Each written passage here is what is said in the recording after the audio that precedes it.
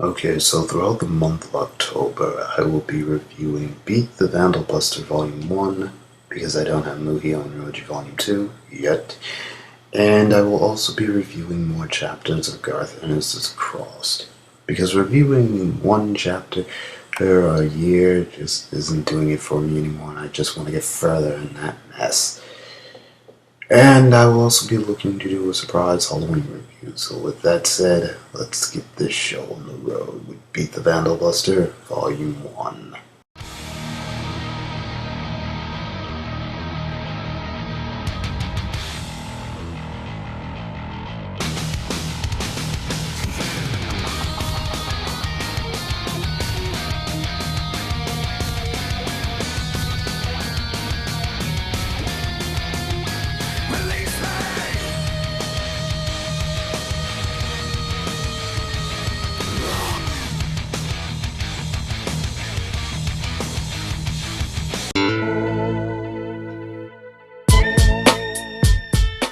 Our story begins with Beet being branded as a level 1 buster before he heads out into town, and we're greeted to our first example of actual busters in the form of the Xenon warriors, who will formally introduce themselves before we get some exposition explaining that the Vandals are powerful monsters of which the Busters fight to protect humanity, before even getting more exposition that a powerful Vandal named Beltors is coming to the town, most likely to destroy it. And Beet decides to present himself to the Xenon warriors as a new anticipated weapon, unveiling that he is now level 1 Buster. Are they thrilled by this news? No. No, they're not. After he tries to persuade the Xenon warriors to join him, he literally gets some sense smacked into him by a girl named Paola before she drags him off and berates him, to which he replies that he's made up his mind, and by the time he becomes powerful Buster, he'll then marry her. So after she hits him again, he gets his spear, gets back up, and heads out to fight some monsters. And for the record, no, Paola is not a tsundere. She is just a friend of Beet's, so I was to worry about him a lot. Tsundere is merely a disgruntled female character who rejects the advances of the male character while secretly harboring romantic feelings for him in the process. That's not the case here. It's unveiled here that Beet can do any task for 3 days straight and only need to sleep once a day. It's also implied here that Xenon left Beet with Paola's parents to live a normal life. By this point, you probably figured out Xenon's relationship with Beet. Many of you, or half of you, probably got it right by this point. We then cut to Beet having trouble with some monstrous biting glands before Xenon decides to give him some advice on how to combat these creatures, which he utilizes. Where Xenon asks the stupidest question and inquires on why he wants to become a buster. I mean, really, Xenon? He is a child. He is going to give you an answer like, you guys are cool, and I want to be cool like you, and I want to be a strong hero like you. Not to mention, you're in a war where monsters rule over, terrorize, and murder humans. You think that maybe, just maybe, he doesn't want to join in that fight for the sake of making the world a better place for humanity? For the love of God, Xenon, think. After giving them the atypical answer that they're cool and such, he then elaborates on how they're warriors of justice for fighting for the right to human life against a world of monsters. You know, I'd probably make a "and together we can be justice" joke, but that probably wouldn't fit here, so moving on. So apparently Beet returns to battling the biting glands, as apparently a few days passes and he falls asleep in the water before Beltors decides to pay his village a little visit. And he does so after smashing through the gate and greeting the humans a good morning. I give Beltors this, he's courteous.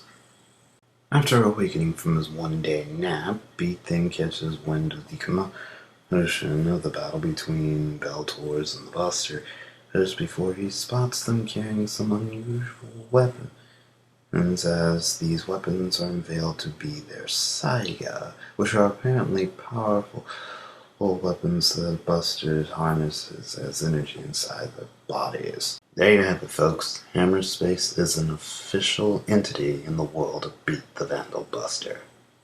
After Bale tours and unveils his stars and explains that they're akin to a Buster's branded level, the Xenon warriors attack him and engage in a fight that makes Beat, get a little excited that he's watching a match amongst titans or gods, or pick your metaphor. This prompts him to cheer them on and nearly get himself killed.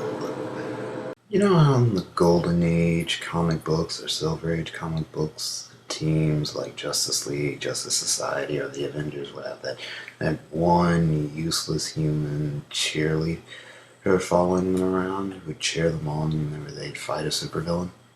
Yeah, that's pretty much the situation here with Beat, but he nearly gets killed. That's kind of grim. Bill Torson takes this opportunity to use star power to impale the Busters, fatally wounding them before they hide in shroud smoke. The Xenon warriors then channel their life force into orbs of energy and insert them into Beat's body to preserve his life, but not before Beat learns that Xenon is in fact his older brother. Okay, I'm gonna be honest, this kinda legitimately did surprise me when I first read this all those years ago. I mean, just because they look alike doesn't necessarily mean they're related. It could just be pure coincidence of resemblance. Not buying it?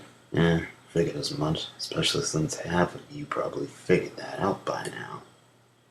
So after that cat's out of the bag, the orbs of life energy insert themselves into Beat's body before the Xenon warriors run off and charge Bellator's, presumably killing him and dying in the process. I say presumably because it turns out in Volume 2 that he apparently survives and makes a return. And so our chapter ends with Beat coming to with the town surrounding him as he vows to get stronger and sheds tears for one last time. Supposedly. Okay, so technically the first chapter doesn't end here. I'm just stopping at this point just because there's a time skip that takes place before it heads into chapter 2. That's kind of the problem with this manga. It gives you a short and simple setup of who the characters are, who the bad guys are, why the good guys are fighting the bad guys, before it continues with the actual story. And for those who want more depth and character development and more world building to the story, this might not be for you, even though it does give the world building and character setup.